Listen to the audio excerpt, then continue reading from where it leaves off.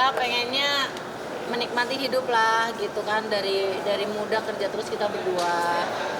Terus pengennya ya kalau bisa di usia 30 tahun ini kita merefleksi diri yang kemarin-kemarin itu bisa kerjanya kenceng terus sampai lupa jaga badan, jaga stamina, jaga kesehatan gitu. Ketika kemarin saya juga sebenarnya saya duluan nih yang sakit, hampir 1 bulan tuh saya sakit. Sakitnya itu kayak aneh aja gitu, jadi tiba-tiba menggigil, tiba-tiba kedinginan, terus pencernaan nggak bagus gitu, sampai aku pergi ke Pineng segala macem kan.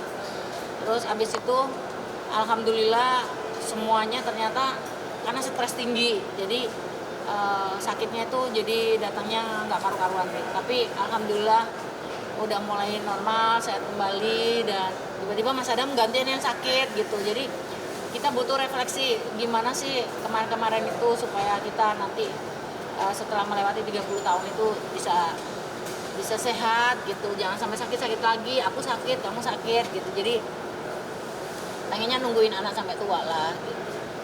Tapi tetap serius ya sih udah ke Penang itu?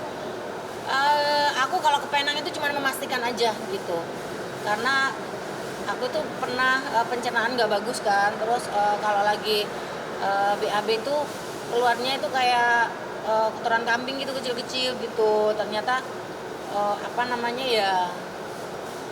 kita itu harus jaga makan gitu, karena aku tuh makannya sedikit, ternyata lambungku tuh gede gitu, jadi yang dicerna nggak ada. Makanya kebanyakan minum juga nggak bagus, terus kurang minum juga nggak bagus. Jadi yang diisi itu perlu adalah makanan yang benar gitu, jadi jangan sampai kekurangan makanan. Aku tuh orangnya diet banget gitu, jadi harus terlalu pilih-pilih. Makanya kemarin tuh sempat kedinginan, ternyata perut kita itu kosong, jadi dingin menggigil gitu, tiba-tiba kepanasan gitu, langsung keluar keringat pada saat itu gitu.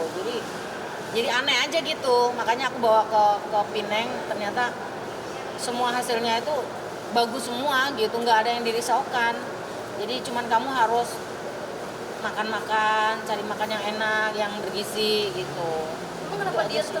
Udah kayaknya udah body goal. Enggak, aku tuh ikut IF gitu loh Mbak. Jadi kebiasaan IF itu makannya tuh di atas jam 12 ya. Makanku tuh jam 12 siang sampai jam 6 sore gitu, jam 5, jam 6. Terus ini aja belum makan nih sampai jam berapa, kadang-kadang jam 12 baru makan. Jadi karena kebiasaan itu mungkin ya, jadi mungkin ya kurang lah gitu. Vitamin D-nya ada yang biasanya vitamin D-nya 80, tiba-tiba ngedrop jadi 30, kurang gitu. Bunda dan Mas Adam juga pernah ke Semarang itu untuk sekrotom itu. Ya, sekretom itu buat dia juga. Awalnya kan aku stem cell dulu, terus ternyata hasilnya semuanya bagus, alhamdulillah. Jadi Mas Adam aku bawa ke sana kemarin pas habis sakit itu, alhamdulillah. Jadi sudah berapa, 2 kali ya, stem cell 2 kali, alhamdulillah udah balik lagi normal semuanya. Manfaatnya mungkin buat apa? Manfaatnya meregenerasi sel-sel yang rusak, terus badan kita jadi sehat. Terus yang di dalamnya itu ada paru, ginjal, apa pokoknya dalaman-dalaman tuh semuanya dirapihin, dibenerin lagi kayak muda lagi gitu. Menggantikan sel-sel yang sudah rusak. Terus kulit itu yang keriput-keriput bisa balik lagi gitu. Jadi sekarang tuh alhamdulillah gitu, memang bagus banget. Tapi katanya sampai ngubah segala pola makan dari Mbak Inul sama Mas Adam juga ya? Itu ngubahnya gimana sekarang makanannya? Iya, jadi aku masakin Mas Adam itu nggak keasinan, nggak kemanisan, terus nggak pakai micin kayak gitu, itu nggak ada gitu. Jadi cuman main kaldu aja gitu biar gurih udah. Jadi minuman nggak manis aku hindarin semua, karena dulu itu dia suka minum teh manis gitu tuh demen banget gitu. Jadi sekarang udah nggak boleh.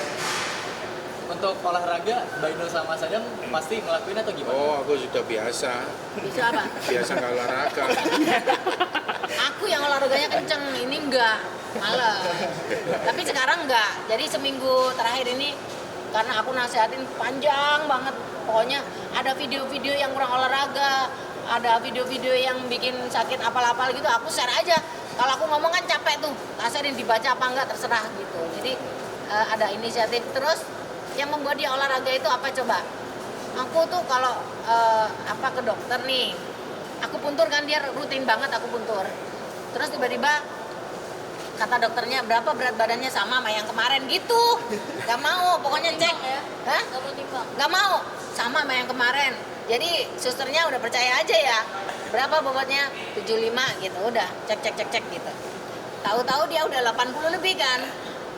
Aku disuruh dokternya timbang. Ditungguin sama dokternya terus.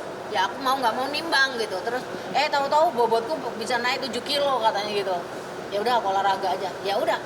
Maunya sendiri kalau saya ngocek kan nggak didengerin. Akhirnya dokter aku punturnya bilang timbang sekarang gitu. Oh berat bapak berat badannya naik loh.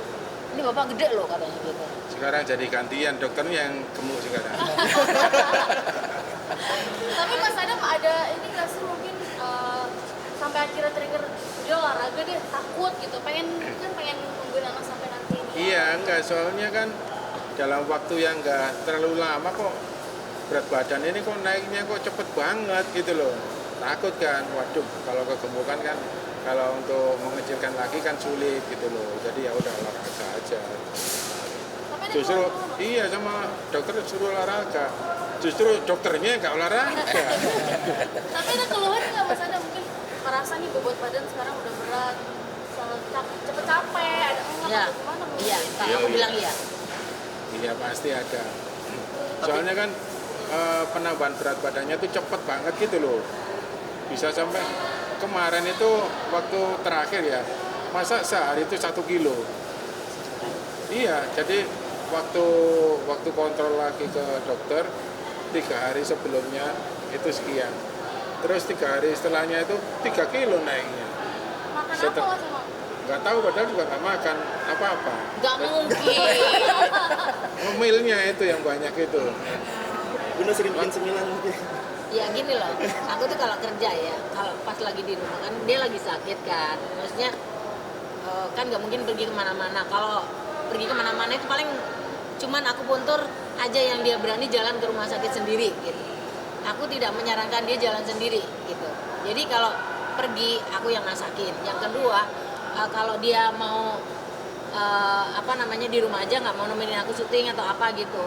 Jadi semua cemilan tuh aku siapin. Sebenarnya nggak tega sih mikirnya.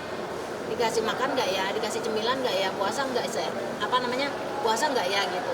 Tapi ya aku bikinin aja pisang goreng, terus aku bikinin roti sifon, aku bikinin lagi jus favoritnya dia itu adalah jus avocado, terus cemilan ada keripik-keripik gitu. Terus dia bilang gini,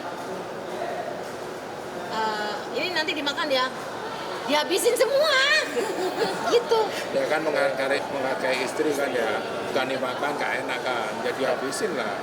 Tapi kan aku bikinnya sepiring aku ya salah apa bener ya nggak tahu ya. Cuman biar dia kalau di kamar anteng gitu, tenang gitu. Kasian juga kalau nggak dikasih cemilan kan gitu. Soalnya dia itu cemilannya itu yang kayak menjes gitu, tempe Malang yang dikasih cocolan petis kayak gitu tuh demen banget.